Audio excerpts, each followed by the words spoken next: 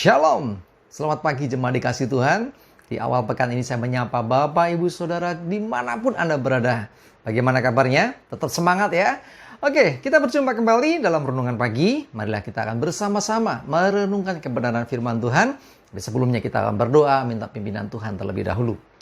Bapa di surga, terima kasih Tuhan. Kembali di awal pekan ini Tuhan, kami datang ke hadirat-Mu. Kami naikkan segala puji dan hormat dan syukur kami atas rahmat Tuhan, atas berkat Tuhan, perlindungan Tuhan, pemeliharaan, penyertaan, pertolongan Tuhan, dan segala kebaikan Tuhan yang luar biasa atas hidup kami. Terima kasih ya Tuhan. Dan pagi ini juga Tuhan, kami memerlukan, kami merindukan, kami membutuhkan firman-Mu menjadi penuntun, menjadi penerang bagi langkah hidup kami. Mari Tuhan singkapkan dan nyatakan kebenaran firman-Mu dan urapi kami semua sehingga kami bisa menangkap pesan Tuhan dan melakukan dalam hidup kami. Terima kasih ya Tuhan. Di dalam nama Tuhan Yesus kami bersyukur dan berdoa. Amin. Mari jemaat dikasih Tuhan, kita akan siapkan Alkitab kita. Firman Tuhan pagi hari ini saya ambilkan dari Lukas 5 ayat 4-6. Saya akan bacakan. Setelah selesai berbicara, ia berkata kepada Simon, "Bertolaklah ke tempat yang dalam dan tebarkanlah jalamu untuk menangkap ikan." Simon menjawab, "Guru, telah sepanjang malam kami bekerja keras dan kami tidak menangkap apa-apa. Tetapi karena engkau menyuruhnya, aku akan menebarkan jala juga." Dan setelah mereka melakukannya, mereka menangkap sejumlah besar ikan, sehingga jala mereka mulai koyak. Jemaat dikasih Tuhan, Simon seorang yang berpengalaman tentunya dengan bidangnya, dengan pekerjaannya sebagai nelayan. Dia sudah tahu kalau cuaca, kalau kondisi alam seperti itu, ya ikan nggak banyak. Dan hari itu Simon mengalaminya. Dia nggak nangkap ikan, nggak dapat ikan maksudnya. Berusaha menangkap ikan tetapi nggak dapat apa-apa. Semalam-malaman mereka bekerja keras, tetapi pulang ya pagi itu dengan tangan hampa. Tetapi ketika Yesus berkata, supaya bertolak ke tempat yang dalam, tebarkan jala, yang luar biasa. Jawab itu siapa? Karena engkau yang menyuruhnya. Ya, jadi karena engkau Tuhan yang menyuruhnya, maka aku akan menebarkan jala juga. Jadi artinya ini nggak biasa. Di situasi seperti ini kayaknya sia-sia deh, nggak ada hasil deh. Sudahlah ya, orang mungkin akan berkata, sudah kita hari ini hampa, nggak dapat apa-apa. Tetapi apa yang terjadi? Simon dia menuruti perkataan Tuhan, lalu dia tebarkan jala dan dia mendapatkan hasil yang luar biasa. Jemaat dikasih Tuhan, Tuhan bekerja menurut caranya. Jangan pernah kita membatasi Tuhan. Seringkali kita berpikir, ya berkat Tuhan hari ini nggak ada. Ya cukuplah sudah. Tetapi ketika Tuhan berkata, lakukan ini, kerjakan. Sekalipun itu berbenturan dengan pengetahuan, ya berseberangan dengan pengalaman. Tetapi kalau Tuhan yang mengatakannya, pasti ada sesuatu. Dan betul, akhirnya Simon mengalami itu. Dalam kehidupan sehari-hari kita juga harus demikian. Belajar untuk taat kepada Tuhan. Sekalipun apa yang diperintahkannya, ya itu tidak seperti yang semestinya. Ya, coba kita lihat.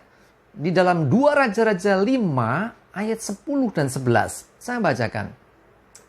Elisa menyuruh seorang suruhan kepadanya mengatakan, "Pergilah mandi 7 kali dalam sungai Yordan, maka tubuhmu akan pulih kembali, sehingga engkau menjadi tahir."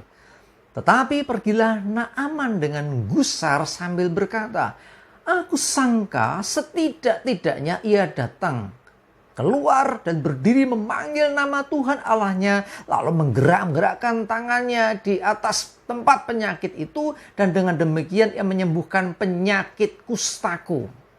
Ya, jadi ini Naaman, seorang panglima. Wah, luar biasa sekali. Berjuang jauh-jauh menemui Nabi Tuhan, yaitu Elisa. Nah, tapi Elisa cuma mengirim utusannya untuk menyampaikan pesan supaya Naaman mandi di Sungai Yordan.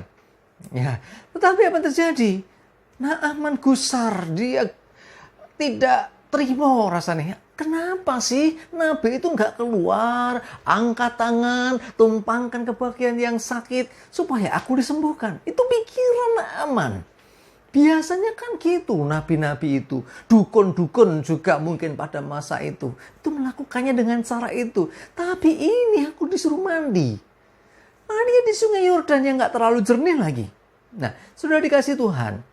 Naaman mungkin ya dia menyandarkan pengertiannya berdasarkan pengalaman. Sehingga apa? Pengalaman biasanya begini. Kok ini nggak begini? Ini nggak biasa.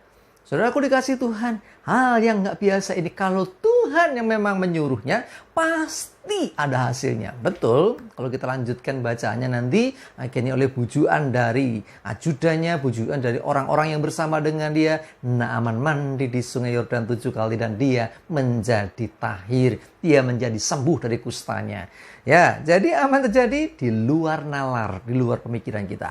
Intinya pelajaran hari ini adalah jangan pernah membatasi cara Tuhan. Tuhan bisa bekerja melalui caranya sendiri. Dengan cara yang mungkin seringkali juga tidak seperti yang kita pahami. Yang kita juga seringkali gitu kan. Misalnya ada anggota keluarga kita, anak kita sakit misalnya. Wah, anakku ini sakit, panas misalnya. Harus kita berdoa, Tuhan aku butuh uang, kirimkan uang untuk berobat bagi anakku yang sakit. Enggak salah seakan-akan doanya, tetapi kurang tepat. Harusnya kita tahu bahwa Tuhan itu tabib segala tabib. Kenapa enggak doanya minta Tuhan jamah dan sembuhkan anakku? Itu lebih baik sehingga dia disembuhkan oleh Tuhan. Jangan batasi Tuhan. Sekali lagi, seringkali pengetahuan, pengalaman kita membuat kita melakukan segala sesuatu seperti sudah terpola. Biasanya begini, biasanya begitu. Tetapi Tuhan seringkali memakai cara yang tidak biasa. Karena itu kita belajarlah untuk taat melakukan sekalipun tidak masuk akal. Kalau itu perintah Tuhan, pasti baik, pasti luar biasa. Amin. Kita berdoa. Terima kasih Tuhan firman-Mu pagi ini. Menyadarkan kami seringkali dalam tanda kutip mengatur Tuhan. Seringkali kami hanya mengikuti pengalaman, pengetahuan kami sendiri. Dan seringkali juga kami membatasi cara kerja Tuhan. Ampuni kami Tuhan. Hari ini kami mau belajar taat. Engkau punya cara. Engkau seringkali melakukan segala sesuatu yang tidak biasa. Tapi kami tahu apa yang Tuhan perintahkan. Apa yang Tuhan kerjakan. Itu baik dan luar biasa. Terima kasih Tuhan untuk firman-Mu pagi ini. Berdoa Tuhan pimpin sertai hari ini. Jauhkan kami semua dari mara bahaya, virus corona dan segala celaka. Damai sejahtera berkat perlindungan penyertaan-Mu atas hidup kami. Terpujilah nama Tuhan. Dalam nama Yesus kami berdoa dan bersyukur. Haleluya. Amin. Mari jemaat dikasih Tuhan. Semangat terus, maju terus dalam iman dan pengharapan. Tuhan Yesus memberkati kita semua. Amin.